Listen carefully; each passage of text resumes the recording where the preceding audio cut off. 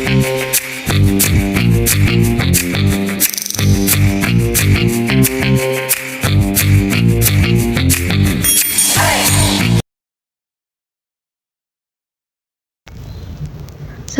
warahmatullahi wabarakatuh. Sebelumnya perkenalkan, saya Wardanianti dengan NIM belakang 042. Perkenalkan, nama saya Naila Mazraatul Jannah dengan NIM belakang 030 sebagai presentator kedua. Di sini, saya sebagai kelompok 3 akan mempresentasikan makalah dengan judul Pengertian Hukum, Syariat, dan Fikih, serta pembagian hukum-hukum dan juga unsur-unsur hukum. Yang pertama yaitu pengertian hukum. Hukum adalah peraturan-peraturan yang terdiri dari ketentuan yang berupa suruhan dan larangan yang menimbulkan kewajiban atau hak. Nah, hukum-hukum ini dibagi menjadi 3. Yang pertama yaitu hukum i'tiqadi, kemudian ada hukum khuluqi, dan yang terakhir ada hukum amali. Hukum i'tiqadi yaitu kepercayaan-kepercayaan yang wajib diyakini kebenarannya oleh setiap mukallaf. Kemudian hukum khuluqi artinya wajib setiap mukallaf berakhlak yang baik dan menjauhi akhlak yang buruk. Kemudian hukum amali yaitu hukum yang berkaitan dengan perbuatan mukallaf yang mengatur masalah ibadah dan muamalah. Selanjutnya yaitu tujuan hukum. Tujuan hukum ini dapat dilihat dari 2 segi. Yang pertama dari segi pembuat hukum yaitu Allah Subhanahu wa taala.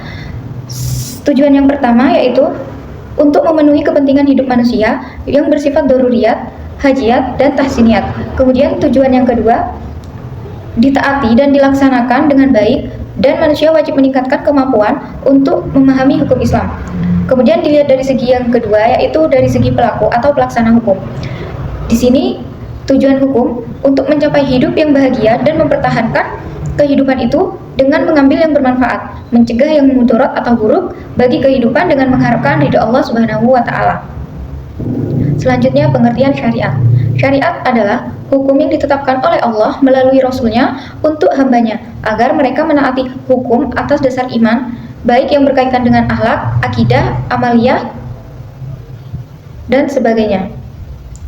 Menurut Muhammad Ali At-Tahanwi, syariat adalah hukum-hukum Allah yang ditetapkan untuk hambanya yang disampaikan melalui para Rasul-Rasulnya, baik hukum yang berhubungan dengan amaliyah, dan hukum ini dimasukkan ke dalam hukum ilmu fikih maupun hukum yang berhubungan dengan akidah. Hukum ini dimasukkan juga ke dalam ilmu kalam atau ketauhidan. Selanjutnya yaitu pengertian fikih. Menurut arti bahasa, fikih berasal dari bahasa Arab yang artinya mengetahui dan memahami sesuatu. Sedangkan dalam arti istilah, fikih berarti memahami dan mengetahui wahyu Al-Quran dengan menggunakan penataran akal dan metode tertentu, sehingga diketahui ketentuan hukum, perbuatan subjek hukum, dengan dalil-dalil secara rinci. Selanjutnya yaitu pembagian hukum-hukum Islam. Hukum Islam menurut jumhur ulama dibagi menjadi 3. Yang pertama hukum taklifi, kemudian ada hukum tahiri, dan ada hukum wati. Kita bahas yang pertama yaitu hukum taklifi. Hukum taklifi ini ada 5 macam, yaitu wajib, mandub atau sunnah, makruh, haram, dan mubah. 1 yaitu wajib. Wajib artinya sesuatu yang dituntut oleh agama untuk dikerjakan, sehingga apabila kita meninggalkan perbuatan wajib tersebut, kita akan mendapatkan dosa atau hukuman di akhirat nanti. Kemudian yang kedua yaitu mandub atau sunnah. Sunnah artinya sesuatu yang dituntut agama untuk dikerjakan, tetapi tuntutannya tidak tinggi ke tingkat wajib. Dalam artian, jika kita mengerjakan hal sunnah tersebut, kita akan mendapatkan pahala. Sedangkan jika kita meninggalkan perbuatan sunnah tersebut, kita tidak mendapatkan dosa atau hukuman. Yang ketiga ada haram. Haram ialah sesuatu yang dituntut oleh agama untuk ditinggalkan dengan tuntutan yang pasti. Dan apabila kita melakukan perbuatan yang termasuk perbuatan haram, maka kita akan mendapatkan hukuman yang berat di akhirat atau dosa besar. Haram sendiri ini ada 2, yaitu haram zati dan haram aridi. Haram zati adalah perbuatan-perbuatan yang telah diharamkan oleh syarak semenjak perbuatan itu lahir, seperti mencuri, kemudian sholat tanpa bersuci, kemudian jual beli bangkai, dan sebagainya. Sedangkan yang dimaksud dengan haram aridi yaitu perbuatan-perbuatan yang pada awalnya tidak haram menjadi haram, seperti sholat dengan memakai pakaian hasil pencurian, maka bisa jadi hal tersebutlah yang menjadikan haram. Kemudian jual beli dengan cara menipu dan sebagainya. Selanjutnya yaitu makruh. Makruh mendefinisikan suatu larangan syarak terhadap suatu perbuatan, tetapi larangan tersebut tidak bersifat pasti, lantaran tidak ada dalil yang menunjukkan atas haramnya perbuatan tersebut. Selanjutnya mubah, artinya sesuatu yang diperbolehkan oleh agama untuk mukallaf antara mengerjakan atau meninggalkannya. Apabila kita mengerjakan, kita tidak mendapatkan dosa, dan apabila kita meninggalkannya juga tidak mendapatkan dosa. Selanjutnya pembagian hukum Islam yang kedua yaitu hukum tahyiri. Hukum tahyiri, hukum syarak yang mengandung ketentuan pilihan boleh dikerjakan atau ditinggalkan. Nah, dalam pembahasan ilmu usul hukum, tahyiri biasa disebut dengan mubah. Kemudian selanjutnya hukum wad'i, yaitu hukum syarak yang menjadikan dua hal berkaitan dan salah satunya bisa menjadi penyebab atau syarat ataupun halangan. Yang pertama bisa menjadi sebab, artinya sesuatu yang menjadi penyebab munculnya hukum lain. Kemudian yang kedua yaitu sebagai syarat, artinya sesuatu yang terpenuhi agar hukum lain berlaku. Contohnya, melakukan wudhu sebelum sholat. Hakikatnya, wudhu merupakan salah satu syarat sah sholat, sehingga jika kita tidak wudhu sebelum sholat, maka sholatnya tidak sah. Kemudian, yang ketiga sebagai penghalang, artinya sesuatu yang mencegah berlakunya hukum lain. Dalam hal ini diartikan sebagai segala sesuatu yang menjadi pencegah suatu hukum, seperti orang mabuk tercegah untuk melakukan sholat. Kemudian seperti contoh lain, orang junub juga tidak boleh melakukan sholat. Memasuki sebab selanjutnya yaitu sumber hukum Islam. Ada 3 yang menjadi sumber hukum Islam. Yang pertama yaitu wahyu Allah atau Al-Quran, kemudian Rasulullah berupa as-sunnah, dan ulil amri berupa ar-ra'yu atau ijtihad.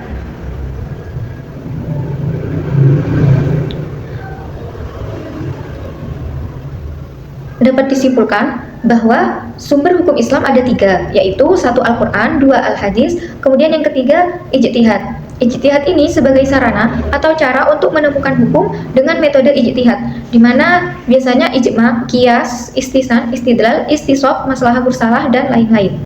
Terdapat beberapa unsur-unsur hukum Islam. Yang pertama yaitu ada al-hakim atau pembuat hukum. Pengertian al-hakim di sini yaitu pihak yang memiliki wewenang dan kekuasaan untuk menetapkan hukum. Dalam konteks hukum Islam, al-hakim ini sebagai sumber utama hukum melalui wahyunya Al-Quran dan Nabi Muhammad sebagai penyampai dan penjelas hukum melalui sunnah dan hadis. Jadi semua hukum dalam Islam ini berasal dari wahyu Allah dan dijelaskan oleh Rasulullah. Keduanya menjadi rujukan utama dalam menentukan mana yang halal, haram, wajib, sunnah, dan sebagainya. Unsur hukum yang kedua yaitu al-mahkum alaih atau subjek hukum, yaitu orang atau pihak yang dikenai hukum atau yang wajib menjalankan ketentuan hukum Islam. Al-mahkum alaih biasanya merujuk pada umat Islam yang sudah memenuhi syarat tertentu, seperti yang pertama mampu berakal, yaitu seseorang harus memiliki akal sehat untuk dapat dikenakan hukum. Yang kedua yaitu balik, merupakan salah satu syarat utama untuk menjadi subjek hukum dalam Islam. Yang ketiga yaitu beragama Islam. Hukum Islam berlaku khusus bagi umat muslim dalam segala aspek kehidupan mereka. Dan yang terakhir yaitu kemandirian dan kebebasan, adalah bahwa seseorang yang dikenai hukum Islam haruslah yang memiliki kemampuan untuk bertindak atas pilihannya sendiri tanpa paksaan dari pihak lain dan bukan dalam keadaan berada di bawah kekuasaan orang lain sepenuhnya. Selain itu, al-mahkum alaih memiliki beberapa peran dan tanggung jawab penting, antara lain yang pertama yaitu kewajiban melaksanakan ibadah. Jadi setiap muslim itu diwajibkan untuk menjalankan ibadah seperti sholat, zakat, puasa, dan haji jika mampu, dan mereka harus mematuhi ketentuan-ketentuan syariat tersebut dalam setiap aspek ibadahnya. Yang kedua yaitu melaksanakan hak dan kewajiban dalam muamalah, maksudnya memiliki peran aktif untuk menjaga keadilan, kejujuran, dan tanggung jawab. Ia harus menunaikan kewajiban sesuai syariat dan pada saat yang sama juga berhak mendapatkan perlakuan adil sesuai dengan hukum Islam. Yang ketiga yaitu mendapatkan perlindungan hukum. Jadi seorang muslim berhak mendapat perlindungan dari negara atau masyarakat, misalnya dalam perlindungan atas harta benda, nyawa, dan kehormatan. Hukum Islam juga memberikan hak untuk membela diri atau meminta keadilan jika mengalami ketidakadilan. Yang keempat yaitu dikenakan sanksi atau hukuman. Sumber subjek hukum yang melanggar ketentuan hukum Islam akan dikenakan hukuman sesuai dengan jenis pelanggaran yang dilakukan. Misalnya bagi yang melakukan tindak pidana, contohnya mencuri, dapat dikenakan hukuman hudud atau hukuman yang sudah ditentukan oleh syariat. syariat atau takzir, hukuman yang ditentukan oleh penguasa atau hakim. Unsur yang ketiga yaitu al-mahkum fihi atau objek hukum, yaitu perbuatan atau tindakan yang menjadi sasaran dari hukum Islam. Dengan kata lain, al-mahkum fihi ini adalah hal atau aktivitas yang dilakukan oleh seseorang yang kemudian dikenai ketentuan hukum. Apakah hukum itu wajib, sunnah, haram, makruh, atau mubah? Objek hukum ini bisa berupa berbagai hal yang ada dalam kehidupan umat Islam dan bisa dikelompokkan menjadi beberapa kategori. Seperti yang pertama yaitu harta. Harta adalah satu objek hukum Islam yang paling sering diatur, seperti jual beli, hibah, zakat, dan riba. Serta perlindungan terhadap harta benda sangat diperhatikan. Berbagai contoh objek hukum yang terkait dengan harta termasuk tanah, uang, barang, atau properti. Yang kedua yaitu perbuatan. Hukum Islam juga mengatur tentang perbuatan atau tindakan yang dilakukan oleh individu. Contohnya ada perbuatan yang dibolehkan seperti melaksanakan sholat, melaksanakan zakat, dan menunaikan puasa. Dan ada juga perbuatan yang dilarang seperti mencuri, berzina, dan meminum minuman yang keras. Selain itu, hukum juga mengatur perbuatan-perbuatan yang boleh dilakukan atau mubah selama tidak melanggar hukum syariat. Yang ketiga yaitu hukum dan kewajiban. Hukum Islam mengatur hak dan kewajiban individu terhadap Allah, diri sendiri, dan orang lain. Hak-hak ini bisa berupa hak atas harta, hak atas perlindungan hukum, atau hak untuk mendapatkan perlakuan adil. Sedangkan kewajiban bisa berupa kewajiban beribadah kepada Allah, kewajiban menunaikan zakat, atau kewajiban menghormati hak orang lain. Yang keempat yaitu keluarga dan keturunan. Hukum Islam juga mengatur masalah-masalah yang berkaitan dengan keluarga dan keturunan, seperti pernikahan, perceraian, hak waris, nafkah, dan perlindungan anak. Semua aspek tersebut merupakan objek hukum yang memiliki aturan yang jelas dalam hukum Islam. Dan yang terakhir yaitu Islam sangat mengutamakan keselamatan dan perlindungan terhadap jiwa dan tubuh manusia. Oleh karena itu perbuatan yang membahayakan tubuh seperti membunuh, menyakiti, atau meracuni juga menjadi objek hukum Islam. Unsur hukum Islam yang keempat yaitu al-hukum. Al-hukum ini adalah ketetapan hukum atau keputusan syariat yang diberikan Allah terhadap suatu perbuatan manusia melalui dalil-dalil dari Al-Quran dan hadis. Al-hukum ini menjelaskan status hukum dari suatu perbuatan. Terdapat beberapa jenis-jenis dari al-hukum, yaitu yang pertama wajib. Wajib yaitu perbuatan atau tindakan yang harus dilakukan oleh setiap muslim. Jika seorang muslim meninggalkannya tanpa ada alasan yang sah, ia akan mendapatkan dosa. Contohnya yaitu sholat 5 waktu dan puasa Ramadan.